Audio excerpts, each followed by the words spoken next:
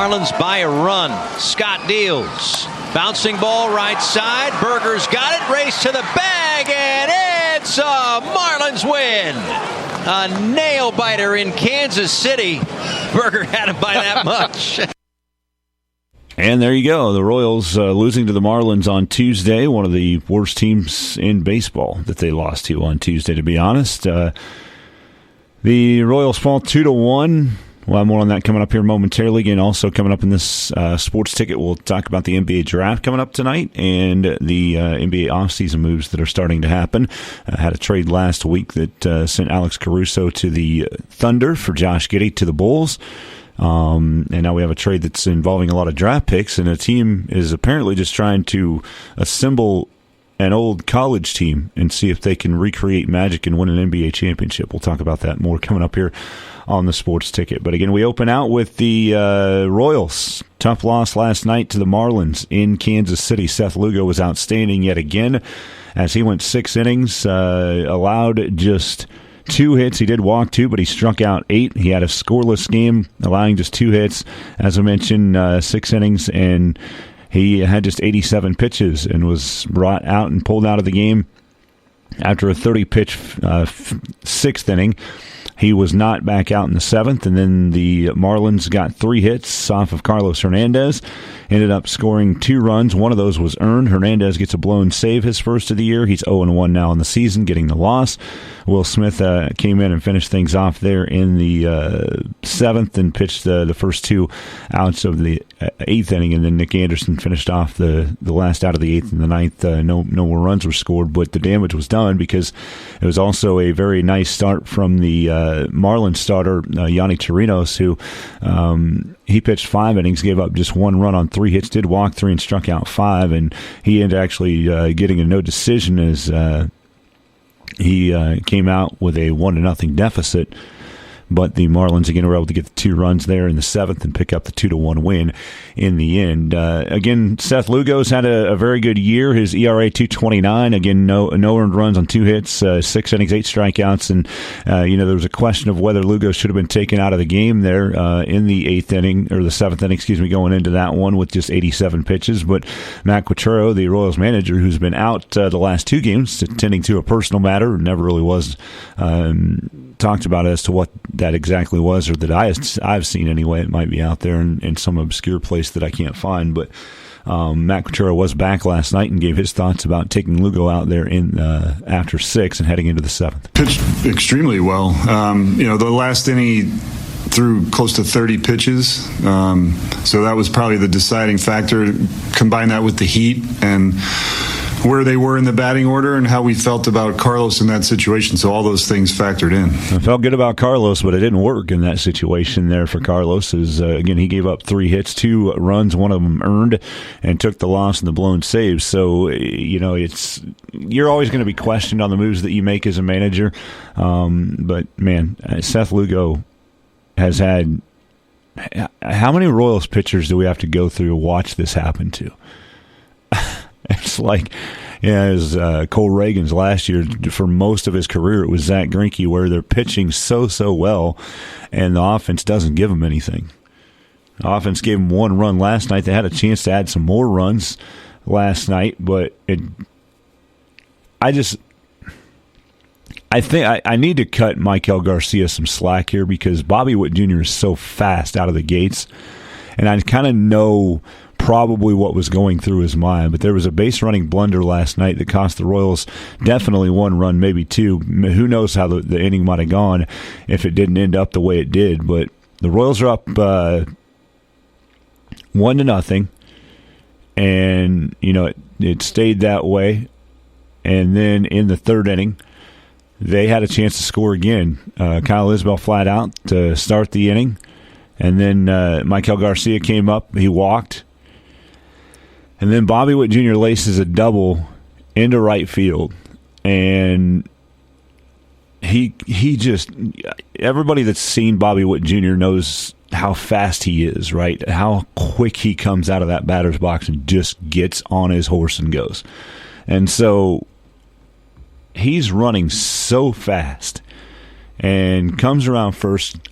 He is just barreling into second and around second. Michael Garcia is at first at the start of this play, right? So he's on contact running. He's not as fast as Bobby Witt Jr. He runs through to second and then runs around third, was not sent around third, and looks like he's coming home. And I can just tell that he feels the speed in which Bobby Witt Jr. is coming to him. Bobby's already well past second base by the time Michael Garcia is turning third and trying to make his move to possibly score, and it doesn't work. Bobby knows that, hey, Michael's not going to make it home, so he shifts gears and gets back to second base, and then Michael gets stuck in the middle between home and third base, and then they get in a rundown. Bobby Witt Jr. did the right thing to just put himself on third base and stand there because he knows Garcia is not going to get out of it. If he is, he's definitely not getting to third base. He's going to try to go home and then ends up in the pickle and gets tagged out for the second out, and then Vinny Pasquantino grounds out the first and ends that threat. It stays 1-0, and it stayed that way the one stayed that way the rest of the game for the Royals. Again, the Marlins get the 2 runs. So just a couple of those miniature, kind of minute, tiny things that will kind of change the way a game or an inning might go. And unfortunately for the Royals, Garcia got caught in a pickle and ended any threat of maybe scoring. Like I said, I feel like if he stays on at third and Bobby Witt Jr. is at second, then you have an opportunity here with Pasquantino to come up and maybe a different approach, a different mindset. The ground out to first is probably going to bring the run in. Depending on where that goes and how hard it's hit and everything like that, even if it would just end up being the same type of swing and hit from Vinny Pasquantino. So tough break there for the Royals and a tough loss for the Royals. Again, the Marlins are 28-51. The Royals are 43-38. And in a spot right now where they're not. The one thing I said a couple weeks ago, I said it again yesterday, is this team early in the season was beating teams and winning series that they should win and teams that they should beat. It kind of went by the wayside when they went out to Oakland as part of that road trip, and now it's seeping in here, and a loss to the Marlins at home is just not a good look. It's not. I don't think the look is what is important, but it is. Interesting to see this team, have these struggles, and you gotta get those wins when you can get them. That's all I'm saying. It's a team that needs the wins against these types of teams to keep going in the right direction. Again, it was a great start for them, and now you're sitting in a spot where you're no longer in the playoffs. You're no longer a wild card team, which you were for most of this first half, really, of the season. And looking at those wild card standings, they're still just a half game back. Everybody lost that was ahead of them last night. And in fact, the Orioles are on a 5-game losing streak. Despite that, they're still 19 games above 500 and still have a 6.5-game lead on everybody. Well, 6-game lead on the Twins for the top wild card spot, but a 6.5-game lead over the Red Sox for that back wild card spot as well. So, again, got some things to figure out here. You don't want to keep losing to teams like the Marlins at home, and now you're in a tough spot where I really do feel like, I hate saying must win in the middle of the season when it's a marathon and not a sprint like we've talked about so many times. But, man, these are games that you just need to figure out how to scratch them out if you're going to be a playoff contender and a World Series contender, right? To put yourself in the best position to have success. I know baseball is a little bit different because you can kind of set up your pitching to have success once you get to the postseason if you make it that far. But right now, there's a lot of things that need to go the right way for the Royals to get back on the right track and get themselves back into this playoff picture again. They're not completely out; they're only a half game back right now, but still, wins need to come, and especially against teams like the Marlins, who are currently now 28-51, no longer the worst team, tied for the worst record in the National League, because the Rockies did lose again. They're 27-52. They're the worst team in the National League. The worst team in baseball is the White Sox, who are 21-60. They're now lost 3 straight games after losing again last night. Cleveland Guardians are on a 7-game winning streak at the moment and continue to pull away here in this AL Central race, as they're now 9 games ahead of the Twins, who are in second at 43-36, 10 games ahead of the Royals at 43-38. Cleveland's 51-26. And oh, by the way, with a 7-game winning streak going into today. See what happens today. They're coming to Kansas City for a 4-game series right when the Royals finished their series today. Again, it's a shame to see the loss last night to the Marlins and the effort that Seth Lugo put forth. He's had a couple games that haven't gone his way this year, but for the most part, it's been a great season for him. He's 10-2 with a 2.29 ERA, has 95 strikeouts, tied for 22nd in the majors. His 10-2 record, tied for the most wins, despite having more opportunities to get wins. The team doesn't back him up and give him runs in. His 2.29 ERA is third in the American League, and 105 walks and hits per innings pitched is 16th. So he's ranked very high in a lot of different categories here for the Royals. He's had a very good season, but as we look at the game log here for Seth Lugo, I'm just looking at the games that he doesn't have a decision in, and last night was a prototypical perfect example of the offense not providing for him. He gave up no runs on 2 hits in 6 innings, struck out 8, no decision. The prior game to that, he did give up 2 runs on 6 hits, struck out 8. It's only 2 runs at Oakland, no decision. Prior to that, he had a 5-run game. He got lucky to get a no decision there at Cleveland back on June 4th. No decision against Milwaukee on May 7th. He gave up 2 earned runs, 3 total on 5 hits and 6 2/3, and gets a no decision there. So, and then the season opener got a no decision and was just outstanding to open the season. He had 2 hits over 6 innings, struck out 4, and so there's opportunities here where he pitched well enough. 2 earned runs or less, and a no decision. Let's count them up. 1, 2, 3, 4 times this year. He's given up 2 earned runs or less and gotten a no decision. And there are 2 times where he's not given up a single run and got a no decision. Need some help. And if the offense isn't going to do it, nobody else is going to do it for you. So Seth Lugo, again, a no decision there. Carlos Hernandez coming in relief took the loss for the Royals. 2 teams, Marlins and Royals, will finish out their 3-game set today in Kansas City. It's a 1:10 first pitch this afternoon, so we have an afternoon game, and the Royals take the mound. Brady Singer, 4-4 with a 3.29 ERA, and he'll take on Valente Belloso. Had a sneeze come in there, had to get out of here. Valente Belloso of the Marlins making his season debut. I don't know if it's his major league debut. I would guess it probably is, yeah. He has no stats on his game log, so this is a major league debut for Valente Belloso, a 24-year-old for the Marlins. So, there we go. Royals and Marlins 1:10 this afternoon from Kauffman Stadium in Kansas City. All right, we played the Quachero cut, so we move on with the NBA, but we're going to take a timeout first, and when we return here on our Sports Ticket brought to you by Kiever Brothers Automotive in Beloit, we'll look at some NBA off-season deals. The NBA draft is tonight. We'll go over some maybe mock drafts and see where Kansas' Johnny Furphy may be expected to go coming up here on the Sports Ticket. I'm Elijah at Kiever Brothers Automotive in Beloit. Hot weather is here. Is the air conditioning in your vehicle nice and cold? If not, we can help. We have the training and equipment to service vehicle AC systems of all types, including the new refrigerant and late model vehicles. We offer same-day service on air conditioning with no appointment necessary. So don't sweat it out. Give us a shout. Fast, friendly service for your air conditioner can be found at Kiever Brothers Automotive, just south of the courthouse in Beloit, or on the web at KieverBrothers.com. Board is definitely shaping up, tearing itself out. So in order to be number one, he's just the guy that we see is a great fit for us, not just for the next day, but for the future as well. That's Atlanta Hawks general manager Landry Fields, as his team has the number 1 pick in tonight's NBA draft. They're not showing their hand.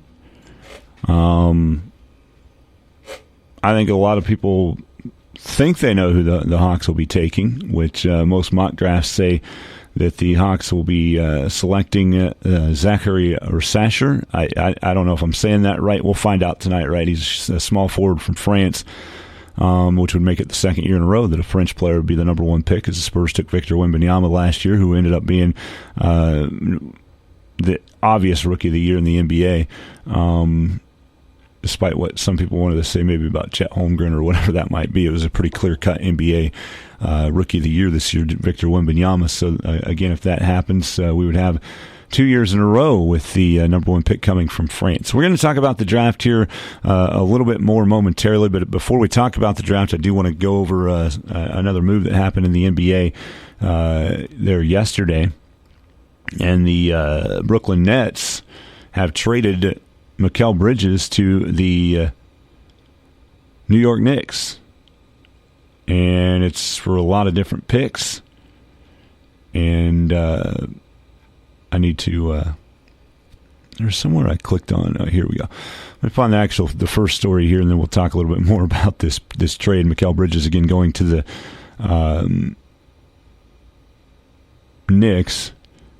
Bojan Bogdanovic was actually part of this trade, too. I didn't see that initially because all they were talking about was the 5 first-round draft picks, first-round pick swap, and a second-round selection as well. Brooklyn gets the unprotected picks from New York in 2025, 27, 29, and 31, and an unprotected pick swap in 2028 in the first round. And they'll also receive a top 4 protected 2025 first-round pick, which came to the Knicks via the Milwaukee Bucks, and a 2025 second-rounder as well. Mikal Bridges here this past season averaged 19.5 points, 4.5 rebounds, 3.5 assists for the Nets. That seems like a lot to give up for a dude that didn't even average 20 points a game. 5 first-round draft picks.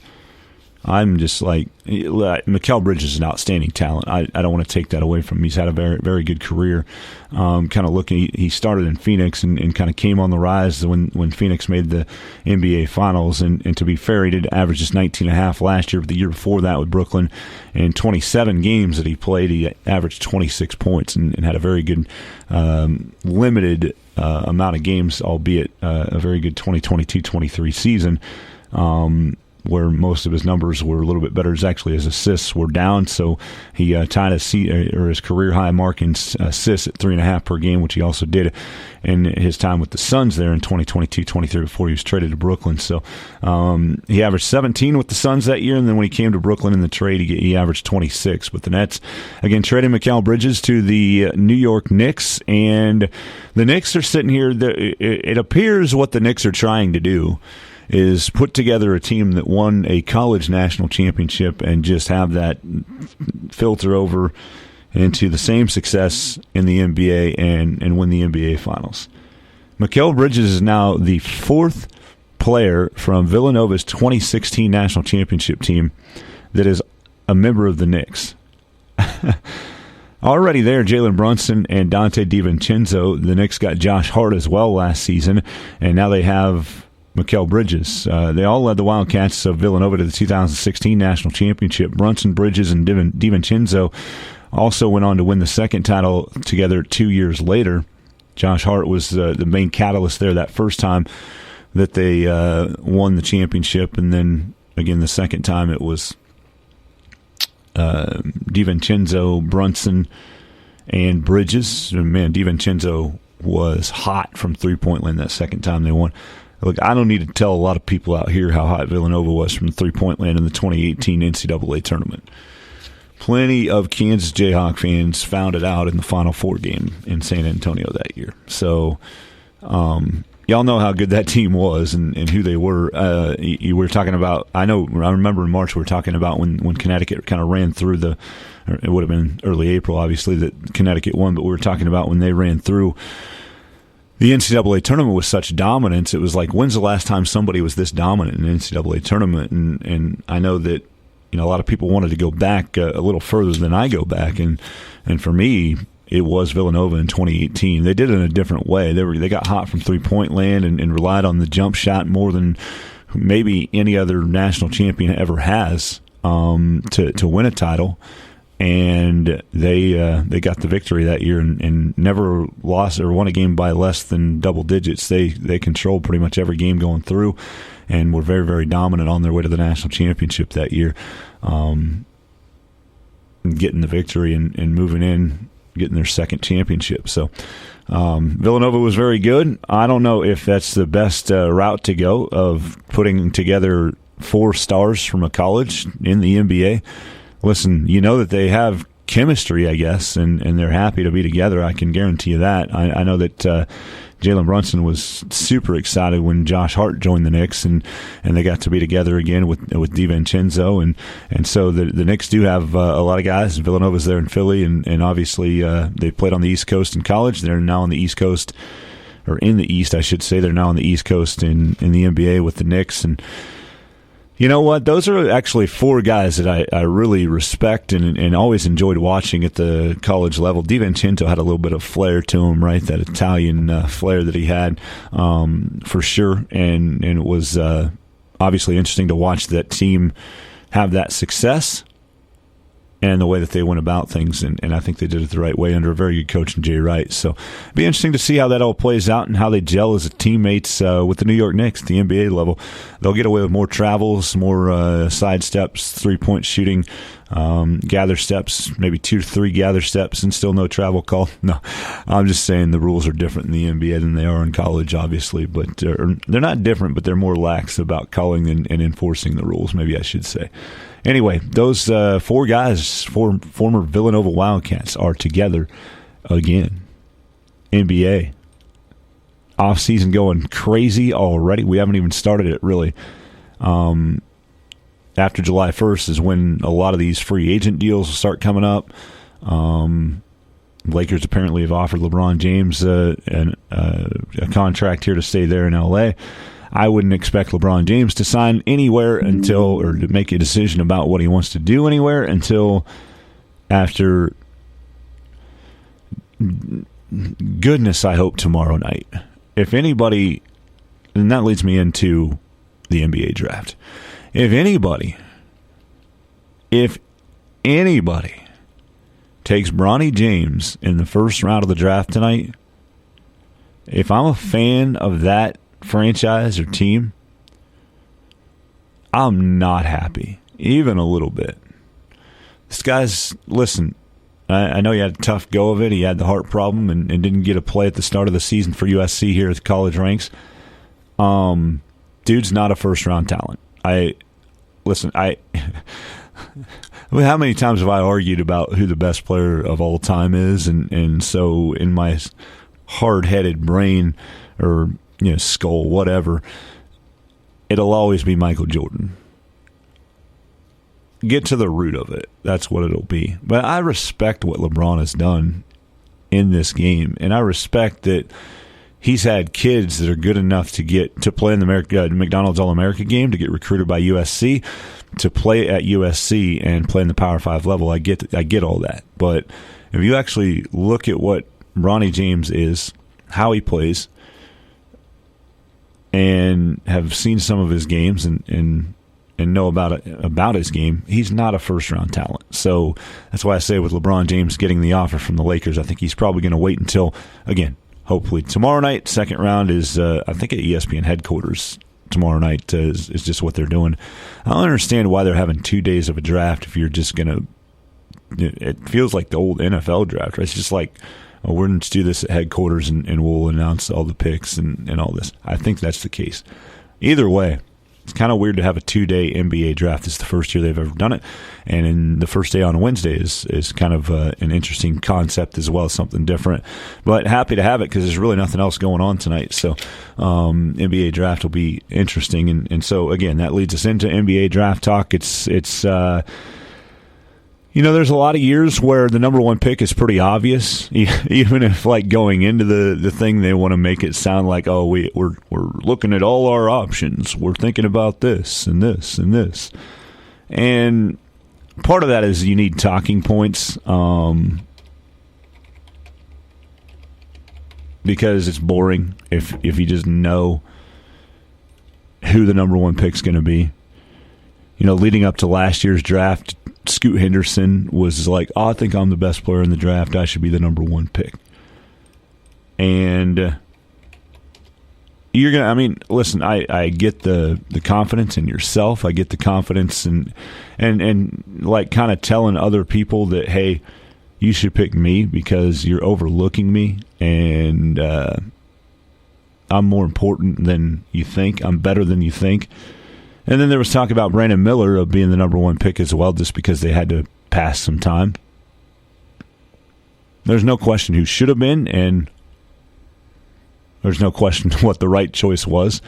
Victor Wembanyama was the number one pick by the Spurs, the center out of France. He wanted to be in San Antonio. The Spurs wanted him. It was a perfect marriage, and that was proven during the season. Brandon Miller went second to the Hornets, and Scoot Henderson went third to the Trailblazers. And then Amin and Azur Thompson, the two brothers, were taken fourth and fifth by the Rockets and Pistons. So the Blazers, Scoot Henderson averaged 14 points in 62 games and 32 starts last year, or this past season, 14 points. I haven't really checked to see really what Brandon Miller did. I didn't follow some of these teams because they didn't have the success that you might have wanted to see, but Brandon Miller had a really good rookie year. He averaged 17.5 points, 4.5 rebounds, 2.5 assists. He started 68 of the Hornets' 74 games this year.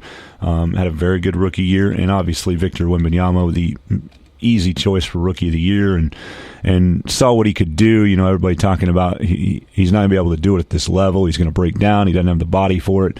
All he did was get first team all defense, defensive player of the year. He was second team, or actually he was defensive player of the year. He was the second place finisher behind Rudy Gobert as a rookie for defensive player of the year. First team all defense as well, and the rookie of the year without even, there was no question that he was the rookie of the year. He got all 99 first place votes. He was a unanimous selection as rookie of the year. And so that was boring last year, right? When Wembanyama averaged 21.5 points, 10.5 rebounds, 4 assists, and a block per game, or 3.5 blocks per game, which led the NBA this year. With his 7'5" frame, or whatever they claim that he is. They tried to make it a deal last year, right? Like, maybe you should think about Scoot Henderson and Brandon Miller. And no, they didn't think about Scoot Henderson and Brandon Miller. That's not really the case this year. The mock drafts are interesting because most of them that I'm seeing have Zachary Rossacher from France. Again, I don't know how to say the guy's name. I'll find out tonight once he's picked, if he's first, second, third, whatever that might be. But he is almost, it looks like on most of these mock drafts, a consensus. But there is, it's not completely a consensus because there are some mock drafts that have Alex Sarr, who's also from France. He's playing in Perth, Australia right now, in their National Basketball League. But some people are saying that he could be the number one pick. I don't know much about very many of these guys, to be completely honest with you. I had a chance to watch some highlights of some different players. I'm looking at ESPN mock draft, which is done by Jonathan Givony and Jeremy Wu. And they have Rossacher or however you say it, going to the Hawks. And then Sarr would go to the Wizards with the number 2 pick. Reed Shepherd is an interesting guy here for the draft. He's from Kentucky, and he's a combo guard, can play point, very tall, and can handle. He's picked to go third to the Rockets, and the Spurs are picked on fourth. There's Stephon Castle from UConn, the combo guard as well. Listen, I think if I had my pick, I'd want Shepherd. Maybe Castle. I'm a Spurs fan, by the way. That's why I'm talking about this right now. So then rounding out the top 5, Matas Bezelis from G League Ignite. And I'm trying to see if it shows in this story where he's from. I'm going to have to click on his name. It really didn't take me where I needed to go, though. ESPN prospects list, G League Ignite. I wish I would say more about where these people are from instead of just, he's on G League Ignite. I want to know where he came from before he got to G League Ignite. That's not on there, but he's the projected 5th pick in this ESPN mock draft. And Dalton Knecht of Tennessee at number 6. Donovan Clingan of UConn, who had a great season, at number 7 to the Blazers. Knecht, by the way, would go to the Hornets at 6. And then Tijani Salon from France is also picked to go to the Spurs 8 in this ESPN mock draft. And Cody Williams of Colorado 9th to Memphis. Rob Dillingham of Kentucky 10th to the Jazz. There's a lot of people that are looking. Nikola Topic actually was the point guard that I saw some highlights on that I would not mind being a member of the San Antonio Spurs. But I don't know if they're going to pick him that high. It seems like maybe he's falling down some boards here. But, there's a consensus that thought that Johnny Furphy would be a lottery pick.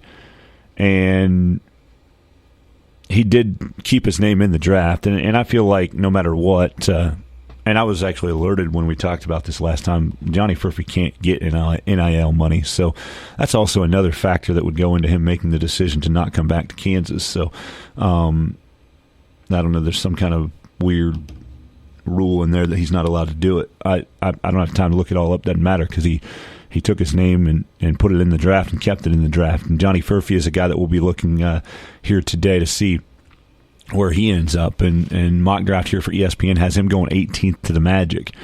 So I don't know if that's a situation where he's fallen back. I do want to look at a couple other mock drafts just to kind of see the differences here, not just looking at one of them and just saying, hey, this is gospel, this is what we expect to see. So I'm going to go to a CBS Sports one here and just kind of talk about that as well and see maybe some of the differences of what we're seeing here. There's not a lot different. I can tell you that right now based on what I'm looking at the moment. It's almost as if they just copied the ESPN one here, actually, so maybe I should pick something even different. Now, we got a little bit different look here on this one, and we'll kind of focusing on Johnny Furphy because, again, it was a decision that he made after his freshman year that, he wasn't like he got better as the year went. There's no question about that. But he was not like a stud by any stretch of the imagination at Kansas in his 1 year that he played. Just looking at his stats from his freshman year, he averaged just 9 points, 5 rebounds. He had an assist per game as well. But again, they like the upside potential, and he understands. When I led this, I'm talking about there's no clear-cut number one pick that everybody says is going to be the number one pick. And that's kind of an example of this draft. Like, we're seeing different. Like, I've seen Nikola Topic, about a month and a half ago being way higher on the list of draftees and where they might fall in the draft. And now he's fallen down a little bit. And a lot of people talking about Johnny Furphy could be a lottery pick. Now he may be falling down some draft boards as far as these mocks are concerned. Again, another thing that I do need to say about mock drafts is none of these are necessarily going to be fully accurate and actually what a representation of what's actually going to happen in the NBA draft. They're mocks for a reason. A lot of the people that are doing these don't actually even have much insider information and actually know what the GMs and executives of these teams are thinking. So I do want to put that out there. It's just interesting to talk about that. Again, the ESPN mock draft has Johnny Furphy going 18th to the Magic, right after center Zach Edey is picked to go 17th to the Lakers. That'll be another name and guy that I'll be definitely paying attention to tonight to see where he ends up, Zach Edey. I really would not like Nikola Topic to go to the Thunder if he's as good as, in my mind, I want him to be and think he could be. Yeah, that'll be interesting. Topic has been in the U.S. visiting teams with Portland, San Antonio, Memphis, and Utah.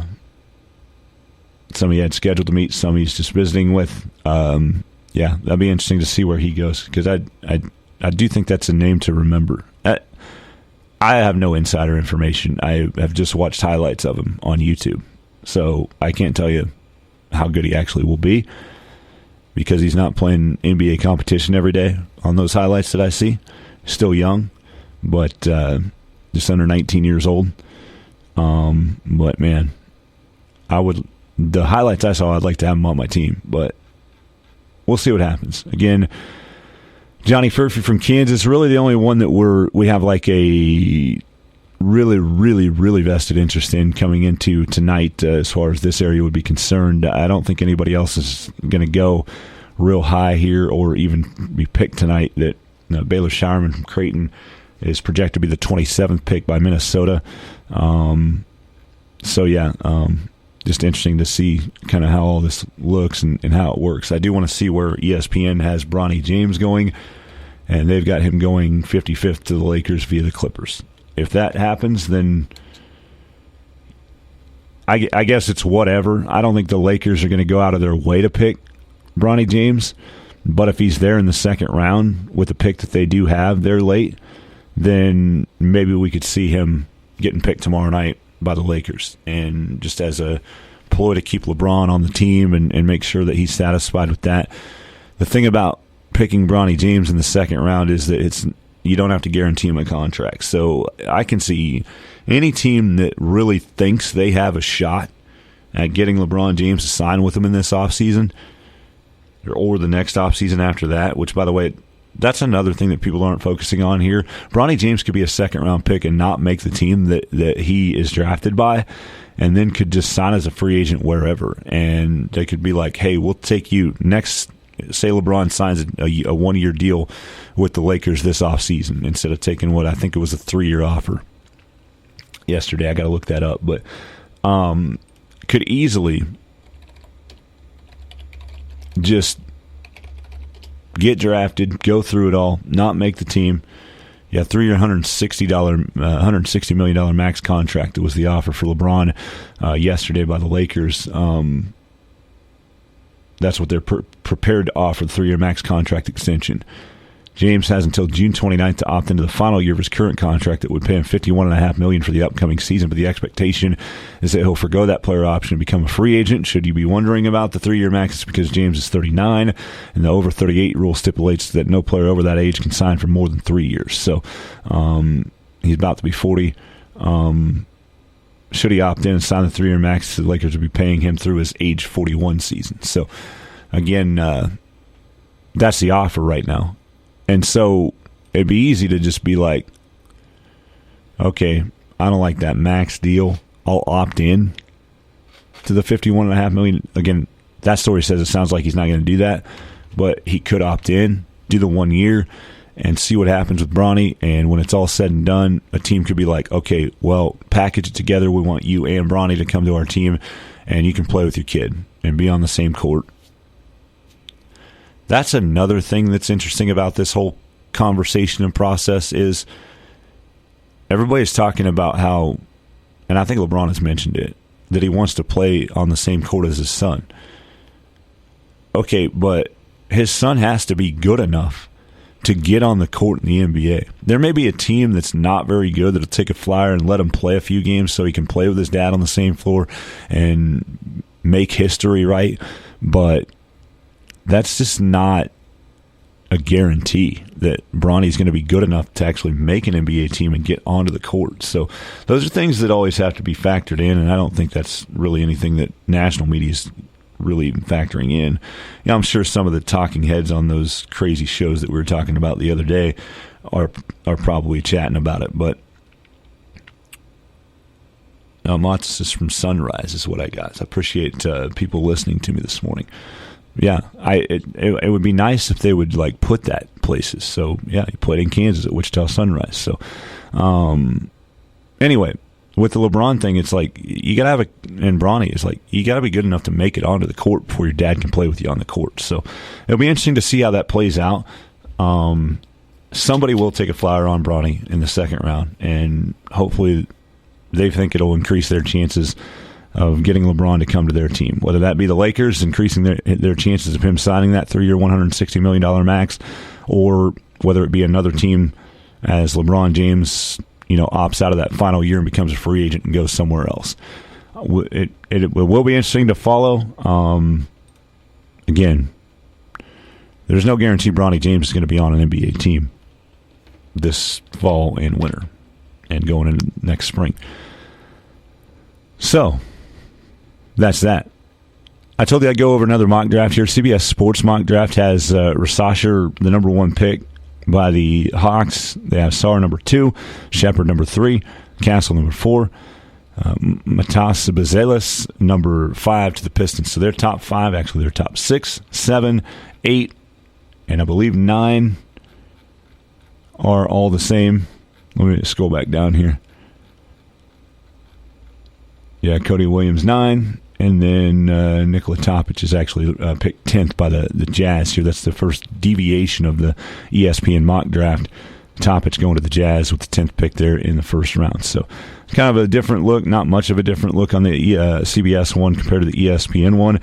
We can tell you that also on the CBS one, Zach Edey drops to 19 to the Raptors, and Johnny Furphy of Kansas picked number 20 by the Cavaliers. So this NBA draft will be interesting. There's still going to be, I guarantee if Johnny Furphy does fall out of the lottery, there will be people that will be like, oh, see, you made the wrong decision. Nah, still first-round draft pick, still going to make more money than he ever would have playing at Kansas for another year. Still the right decision for Johnny Furphy. Any place that he is picked in the first round tonight and gets a guaranteed contract, Johnny Furphy made the right decision. Now, could he have bettered himself and maybe gotten himself more prepared for the NBA by staying? Possibly. But that's not what we're looking for here. Johnny Furphy's looking to get into the business and get paid, and has a better opportunity, it looks like, this year to be a first-round pick than with the talent that will be coming in the 2025 draft. So there's a reason that he made the decision that he did, and that's why we're at here where we are here tonight. NBA draft, again, will be at 7 o'clock. It's on ABC tonight. And night one. Usually they have both rounds on one night, but again, ABC tonight at 7 o'clock, and then the second round of the draft will be, I believe, at 6 o'clock tomorrow night, if I recall correctly. But yeah, there's the opportunity for teams to get better in the NBA here tonight with the NBA draft. Make sure there's nothing new that's come up here since we started the sports ticket. The Jacksonville Jaguars, the city of Jacksonville has approved a $1.4 billion renovation of the Jaguars Stadium. The city council voting 14-1. Who's the stick in the mud that voted against it? No, I have no idea what's going on there. This is the first time I've ever read anything about it. So they voted 14-1 Tuesday night to approve an agreement between the Jaguars and the city on a $1.4 billion renovation of Everbank Stadium. That brings the Jaguars one step closer to securing the long-term stability of the franchise, with the final hurdle getting the agreement approved by 24 of the NFL's 32 owners at the league's meetings in October in Atlanta. If that happens, construction is scheduled to begin after the team's 2025 season concludes. We'll finish in time for the 2028 season. As Jacksonville Mayor Donna Deegan said, this is a historic day for our city. As I said to the council, this is what we can do when we all row together and we focus on a goal together. Monumental. I think it's generational progress. So the Jaguars and the city have agreed to each contribute $625 million to the renovation, but the city also agreed to pay $150 million over the next 2 seasons on maintenance and repairs to prepare the stadium for construction. That means the city will be responsible for 55% of the total cost. The Jaguars would foot the other 45%. In addition, the agreement calls for Jaguars owner Shad Khan to be responsible for cost overruns of the renovation, as well as 80.5% of the game day expenses. So the Jaguars would foot most of the bill after everything's done, but a little less than half of it once all the financials are taken care of, just to get the stadium prepared for the renovations. So that is one story that came down here today, as the Jaguars have a $1.4 billion renovation coming on their stadium. All right, again, Royals 110 this afternoon against the Marlins. NBA draft tonight. We'll recap it all coming up tomorrow on Sports and the Sports Ticket. Have a great day, everybody. State, regional, and national sports talk on your schedule. The Sports Ticket Podcast. Subscribe via Apple, Google, and TuneIn Podcasts or sunflowerstateradio.com.